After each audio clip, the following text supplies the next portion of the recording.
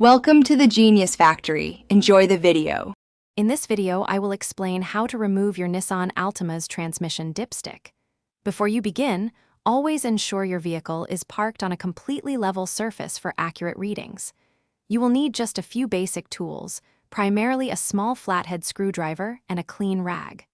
First, locate the transmission dipstick, which is often found near the engine oil dipstick.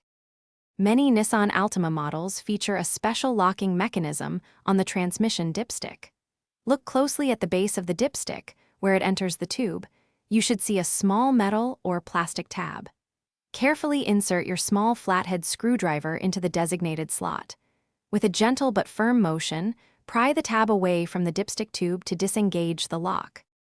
Once the locking tab is successfully released, you can carefully pull the dipstick straight out of its tube.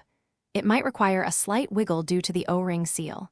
Take your clean rag and thoroughly wipe off all the fluid from the dipstick, ensuring it is completely dry.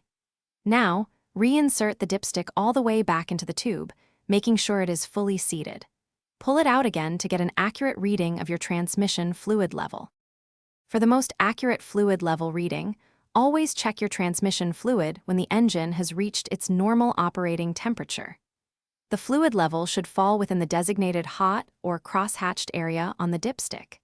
If adding fluid, it is critical to use only the Nissan-specified CVT fluid, such as NS2 or NS3, to prevent potential transmission damage. Thanks for watching. If you found this helpful, don't forget to like and subscribe.